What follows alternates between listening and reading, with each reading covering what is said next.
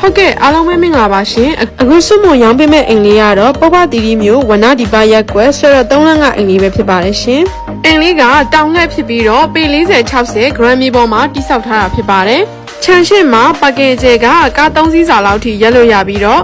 ဒီမှာဆိုရင်လည်းအုတ်တန်းလှလှလေးနဲ့ plant box လေးလည်းထည့်ပေးထားပါတယ်ရေစည်းရေလာကောင်းအောင်ရေမြောင်းလဲပါတယ်အိမ်အဝင်ဒကမကြီးနဲ့အုတ်တိုင်းကလည်းအခိုင်မာတိစောက်ပေးထားပါတယ်ဒီမှာဆိုရင် slide shot ကလည်းလုံးဝပြပြရှိပါတယ်အိမ်ရဲ့လုံခြုံရေးအတွက်လည်းတန်ဆူးကြိုးပလိတ်ကြိုးတွေအပြည့်တင်ပေးထားတာဖြစ်ပါတယ်အိမ်ထဲမှာဆိုရင်ကားပါကင်2စီးစာနေရာအကျယ်ဝန်းရှိပါသေးတယ်ရှင်အနောက်မှာမြင်ရတဲ့တကားလေးကဒါမိဖို့ကြောင့်ကထွက်တဲ့တကားပါဒါကတော့အိမ်အဝင်ပေါ်တီကိုဖြစ်ပါတယ်ရှင်ပေါ်တီကိုကကြွေပြားအမြင့်ခင်းထားပေးပြီးသားအိမ်အဝင်ဒကမကြီးရလည်းအနောက်တိုင်းဆန်ဆန်လေးပါ living room ကတော်တော်လေးကိုကြဲကြဲဝန်းဝန်းခန်းခန်းနာနာရှိပါတယ် baby လေးပါနေရလဲ sorry ပါနော်ကျွန်းပါကင်းအပြည့်နဲ့ဒီမှာဆိုရင်ကျွန်းနေနဲ့အလှဆင်ပေးထားတဲ့အိမ်လေးပါ safety တမန်တွေလည်းခိုင်နေမှန်တကားတွေလည်းတည်တည်ချာချာတက်ပေးထားတယ်မျက်နှာကျက်ကလည်းတော်တော်လေးကိုမြင်ပြီးတော့စီလင်မာဆိုလို့ရှိရင်လည်းအလှမီးဆိုင်နေနဲ့အလှဆင်ပေးထားတာဖြစ်ပါတယ်အိမ်ဝင်ညာဘက်မှာကတော့ဖျားကန်ဖြစ်ပါတယ်ဒီမှာဆိုရင်ဗလင်းမောက်ကလည်း6ခုတောင်ပါတယ်လင်းဝင်လေးထွက်ကောင်းတယ်အလင်းဝင်အားကောင်းတယ်ကျွန်းပါကလေးကလည်းတက်တက်ရရနဲ့ဖြစ်ပါတယ်ရှင်အိမ်မှာဆိုရင်ကျွန်းတကားတွေချက်ပဲသုံးပေးထားရတယ်အိမ်ရဲ့တကားဝင်ပေါက်တွေမှာလည်းကျွန်းနေနဲ့ပတ်ပြီးတော့အလှဆင်ပေးထားတာဖြစ်ပါတယ်ဒီဒုတိယမြောက်အခန်းလေးကတော့ master bedroom အခန်းကျယ်ဖြစ်ပါတယ်ရှင်ကျွန်းပါကလေးကလည်းဆူဆူလင်းလင်းလေးမျက်နှာကျက် height ကလည်းအမြင့်ကြီးပဲမျက်နှာကျက်မှာဆိုရင်တိမ်လေးတွေနဲ့အလှဆင်ပေးထားတယ်အခန်းလေးကကြဲကြဲဝန်းဝန်းရှိတော့နေရထိုင်ရအဆင်ပြေမဲ့အခန်းလေးဖြစ်ပါတယ်တောင်းလက် WC ကလည်းအဆင်ပြေရနော်ကြွေပြားအပြည့်နဲ့သုံးလို့အဆင်ပြေမဲ့တန့်စင်ခန်းဖြစ်ပါတယ်ရှင်ဒီနေရာကတော့ဒီအိမ်ရဲ့ highlight လေးပေါ့နော်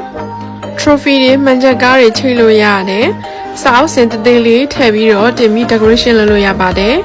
ဒါလေးကဒုတိယမြောက် master bedroom မှာ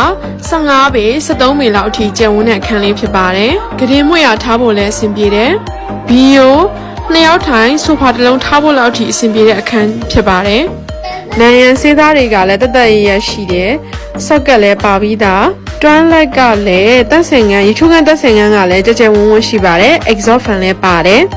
။အခုထပ်မြင်ရမှာကတော့တတိယမြောက် master bedroom ဖြစ်ပါတယ်။ဒီ master bedroom လေးကတော့73ပေပတ်လည်လောက်ထိကျယ်တယ်။ဒီမှာရေချိုးခန်းနဲ့အိတ်ခန်းကိုလည်းခြေချော်လေးနဲ့တားပေးထားတယ်။ရေတွေမဝင်တော့ဘူးပေါ့နော်။ရေချိုးခန်းနဲ့သက်ဆင်ခန်းကလည်းအသင့်အတင်ကျင်ဝန်းပါတယ်ရှင်။မိဖို့ကြောင့်အဝင်ဝါးကအစားအခုလိုကျုံးမောင်နေနဲ့အလှဆင်ပေးထားတာဖြစ်ပါတယ်။မိဖို့ကြောင့်ကလည်း square feet တော်တော်ကိုကျယ်ဝန်းတာကိုတွေ့ရမှာဖြစ်ပါတယ်ရှင်။အိမ်ရှင်မတွေကြိုက်မဲ့မိဖို့ဆောင်လေးဖြစ်ပါတယ်။မိဖို့ကောင်တာလေးကလည်းအနေတော်ပဲနော်ဒီမှာဆိုရင်ဘေးစင်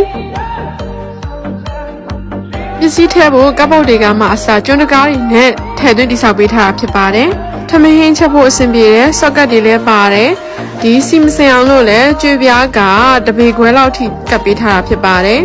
။အပေါ်မှာဆိုရင်လည်း pantry လုပ်လို့ရတဲ့ကပ်ပုတ်အကောင်းစားတွေသုံးပေးထားပါတယ်။ဒီဘက်ကောင်တာလေးကလည်းအနက်ရောင်လေးဆိုတော့အပေတိခံတာပေါ့နော်။ဒါကတော့နောက်ဖေးကနေပြီးတော့ညာသုံးရေချိုးခန်းအိမ်သာကိုတော့ရလမ်းလေးဖြစ်ပါတယ်ရှင်။ဧည့်သည်လာရင်လည်းအဆင်ပြေပါတယ်။ဒီမှာဆိုရင်ထမင်းစားစပွဲချလို့ရတယ်ရေခဲတစ်တာဝှက်လျှော်ဆက်တွေအတွက်လည်းဆော့ကပ်ပါပြီးသားပါဒီမီမီတောင်တကားလေးကနေပြီးတော့လည်းအိမ်ရှိကားပါကင်ကိုဓာတ်ရိုက်ထွက်လို့ရပါတယ်ရှင်စွမုံတော့ဒီအိမ်လေးရဲ့အခန်းဖွဲ့စည်းပုံတွေကို decoration မိုင်းတွေကိုတကယ်ပဲသဘောကျနှစ်သက်မိပါတယ်